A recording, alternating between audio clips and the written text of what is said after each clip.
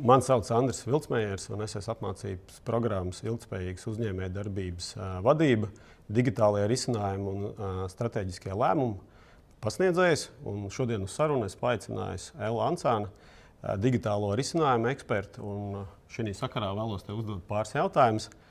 Kā tavuprāt digitālie risinājumi kopā iet ar ilgtspējas jautājumiem? Ļoti labi iet.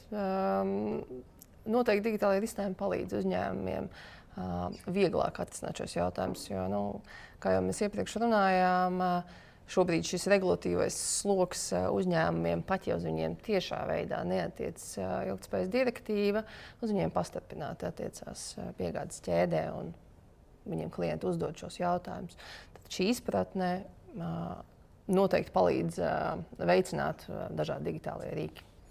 Vai nav tā, ka tie uzņēmēji, kas ir biežāk iesaistīti eksporta aktivitātēs vai sadarbības partneriem, kas atrodas ārpus Latvijas teritorijas, viņiem šis jautājums ir daudz aktuālāks nekā Latvijas tiem uzņēmējiem, kas darbojas tikai Latvijas teritorijas ietvaros? Pilnīgi noteikti daudz aktuālāk un daudz vairāk saskarās tie uzņēmumi, kas eksportē, piemēram, Skandināvijas valstīm. Tā kā jā. Tātad, ja jūs gribat kļūt spēcīgs un iziet ārpus Latvijas robežām, ilgtspēja ir noteikti viena no tēmām, ko attīstīt. Neizbēgami.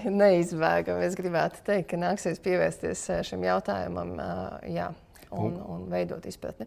Latvijā gan es redzu, ka uzņēmumiem arī tas palīdz veicināt šo konkurētspēju. Viens ir gan šis ekonomiskais aspekts, kas, protams, ieviešot ilgtspējas prakses uzņēmumā, tu ietaupi līdzekļus, tu arī veicini to, ka darbinieki vēlas pie tevīm strādāt.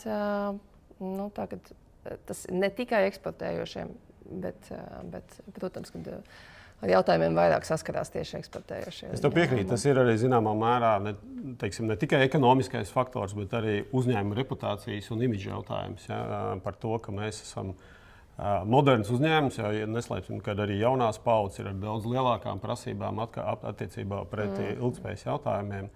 Un uzņēmēji, tādu apzināšanos par viņu sociālo ietekmi. Tad nerunājam tikai vairs par spēju radīt peļņu, bet arī par to ietekmi, ko viņi rada uz apkārtējo sabiedrību.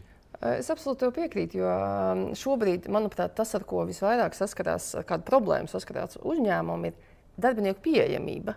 Tad uzņēmumi cīnās par to, lai dabūtu sev šos labākos darbiniekus, un kur darbinieki izvēlās strādāt, kur ir pieejams gan šīs sociālās garantijas, gan uzņēmumam ir laba šī reputācija. Tieši tā, absolūti piekrītu.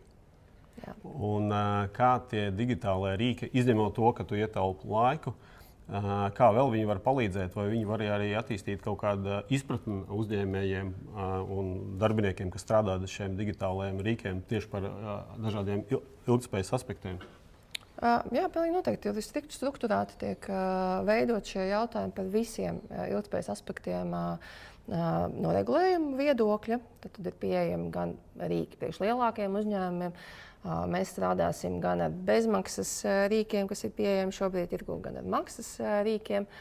Un strādāsim arī ar tādiem rīkiem, kas ir pieejami tieši mazākiem un vidējiem uzņēmumiem. Tātad lielajos uzņēmumos parasti ir ilgtspējas komanda, ir ilgtspējas vadītājs vai vismaz kvalitātes vadītājs. Tad mazākiem uzņēmumiem daudz pietrūkst tas, ka viņiem trūkst šis iekšējais resurss. Respektīvi, digitālajā rīki var aizvietot arī šo resursu. Es negribētu teikt aizvietot, bet noteikti var palīdzēt sastruktūrēt šos jautājumus, ko parasti dara cilvēks.